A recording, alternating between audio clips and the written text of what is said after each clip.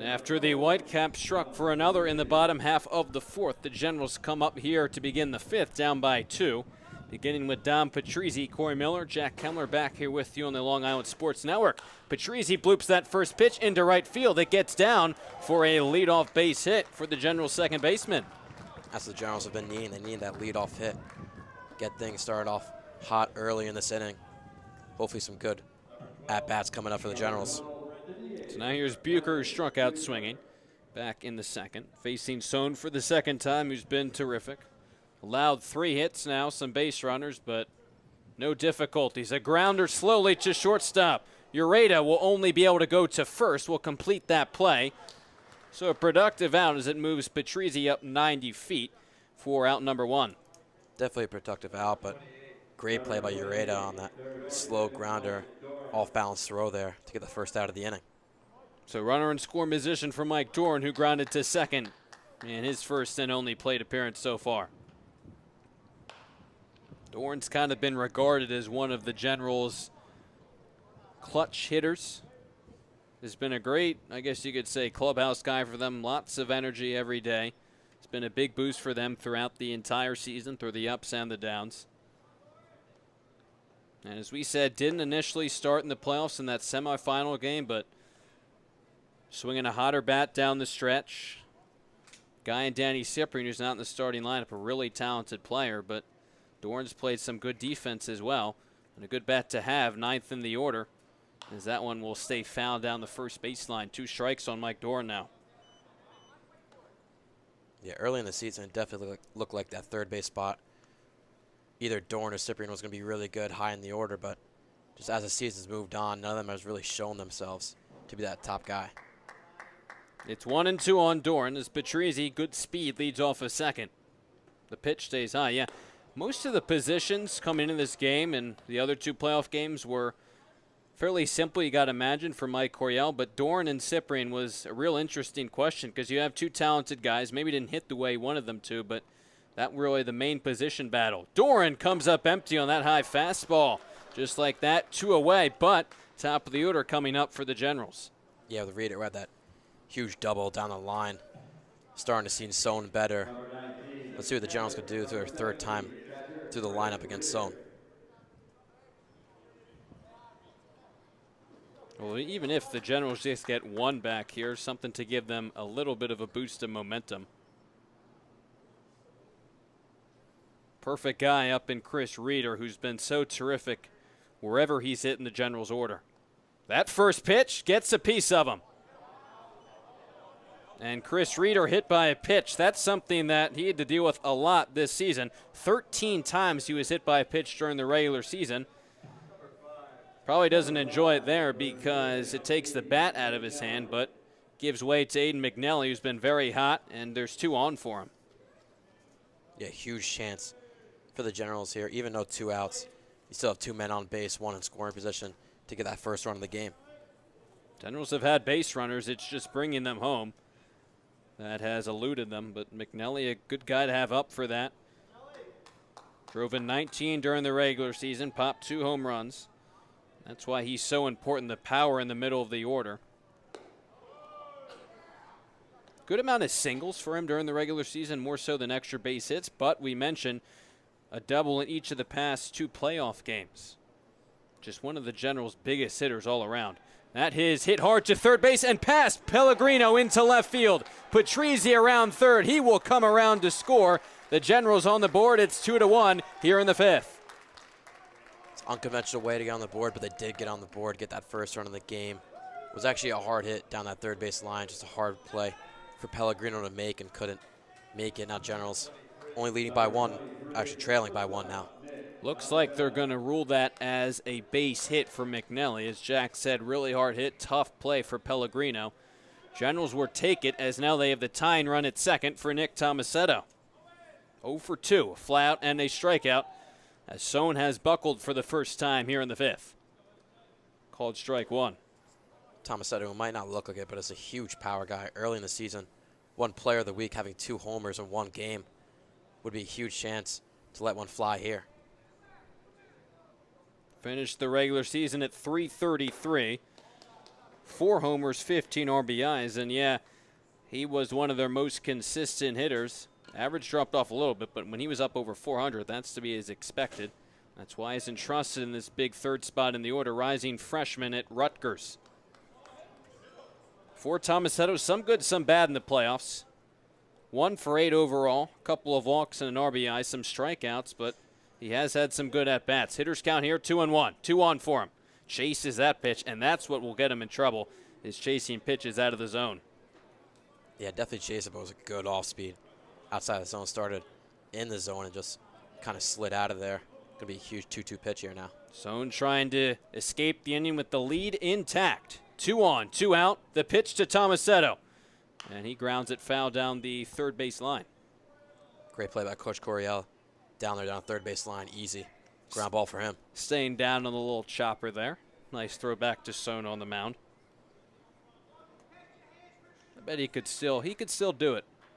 He should pencil himself into this Generals order if they need a late inning hit. He talks a lot of game as well. Looking for a hit here. It's Tomasetto taking high for ball 3. And now with the count at 3-2, both of the runners, Reeder at second, McNally at first, will get a head start on the pitch. You have Ferry on deck, the cleanup hitter. Tomasetto looking to tie this game up at 2. The 3-2 with 2 away. Runners take off, grounded in the hole. Tough play for Ureta. He doesn't have a play. Tomasetto will reach on the infield single. The bases are loaded now for Nick Ferry. A really unconventional inning here for the Generals, but it's working out. Now Ferry, huge at-bat here to tie up this game for the Generals. Well, that ball not hit particularly hard and hit deep in the hole with the runners off and the good speed of Tomasetto. Even Ureta getting to that ball. He didn't have a play, is now a mound visit for the Whitecaps as their bullpen rushes to get in action.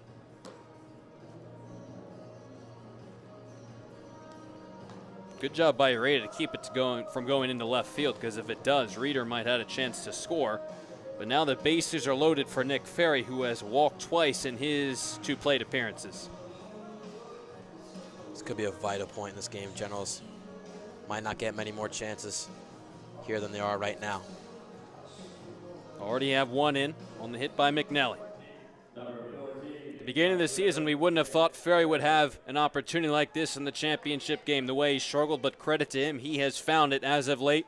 Another RBI chance, something he's been great at the past few games.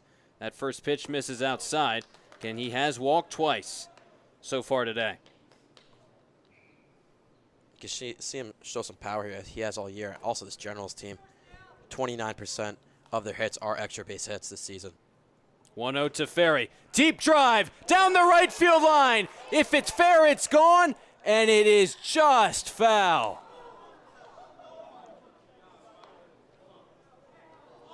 The first base umpire making the call. That Generals dugout roaring to life. Nick Ferry missing that home run by, it seemed, a matter of inches.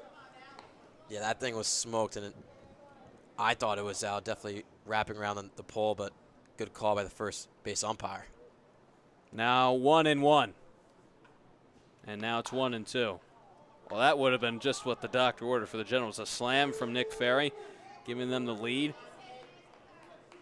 I thought that ball stayed to the left of the foul pole, but first base umpire having a good vantage point. Again, shorter down the line for the Generals than what they're used to, and Ferry almost hit one out, now behind in the count 1-2. The bases are loaded. Generals looking to tie this game up. The pitch to Ferry, and looks like he called time. That'll get Sohn out of his groove. He was midway through his pitch, and he did not look happy after that timeout called. Yeah, we've seen how quickly he likes to work on the mound, especially when he's dialed in. A little slower now that there have been runners on base, but interrupting his pitching here, back to work. Bases loaded once again. The pitch to Ferry. Swing and a miss. Strike 3. Well, Generals go from a near grand slam to nothing else here in the top of the 5th, but they get on the board. An RBI base hit by Aiden McNally makes it 2-1. Sohn escapes the bases loaded jam, though. Generals on the board after 4.5. It is 2-1 Whitecaps. Close game. Don't go anywhere. You're watching the ACBL Championship on the Long Island Sports Network. A 1-run game here at SIUH Community Park, Staten Island for the ACBL Championship. 2-1, Whitecaps lead. They come to the plate here in the bottom of the fifth. Corey Miller, Jack Kemmler back with you. But this game just a few inches away from being a Generals 5-2 lead. Nick Ferry missing a grand slam in that top half of the inning by, it seemed like, Jack, just a few inches. Yeah, I thought it wrapped around the pole, but good call by the first base umpire, just literally inches. Yeah, at the last moment, twisting foul. We thought maybe that ball had rolled into the water after it had landed, just foul. So a shot from Ferry, just a little unlucky. Got to commend Sohn for battling back, only gave up the 1 run. Chris Sasso's back to work. Now at 69 pitches through 4 innings, he's allowed 2 runs. And now it's the leadoff man Baschnagel taking a called strike 2. Yeah, Sasso a bit inconsistent during these innings, but has only given up 2 runs. Hasn't had a 1-2-3 inning yet, though. That pitch in the dirt. Baschnagel, 10th best ranked outfielder in New York by perfect game. Guy who can play both outfield and middle infielders. In middle infield, starting in center here for this championship game. Count is 2-2, and Sasso's pitch is high and away. Bunch of these Whitecaps went to the same high school. That includes Baschnagel and left fielder Aiden Katzman playing out there once again. The full count pitch with no one on, no one out. A chopper to shortstop. Tomasetto, the glove, the throw to first on the money for out number 1 to begin the bottom half of the 5th. Corey, it almost feels like Tomasetto's better on the challenging plays. When he gets a ground ball, it's easy to him. It feels like that's when he makes the errors. He had been a really good fielder for the Generals, and then that last day of the season, the last game of the regular season for the Generals, as the Kings looked to sweep them and win the regular season division title. There were 2 on, bottom of the 7th inning in a doubleheader, playing 7 innings, as it's Paulson taking a called strike 1. A hard hit ball from Ryan Jaros of the Kings went right under Tomasetto, allowing the winning run to score. Kings win the regular season division Wolf title. And what was a really tough break for Tomasetto. You could really tell he felt it, but you do have to commend the way he's bounced back with the bat and the fielding, not letting that affect him. 2 wins have probably helped it. 0-2 to Paulson, who, if you remember, had that booming double in the 3rd.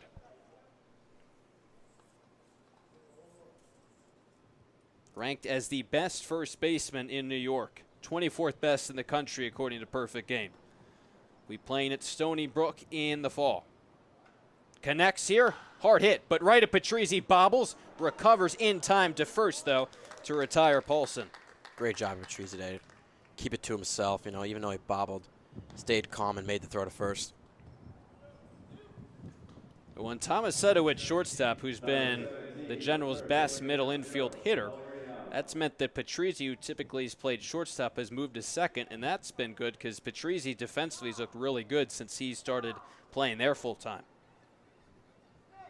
Pellegrino's 1 for 2 with a run today and takes a ball.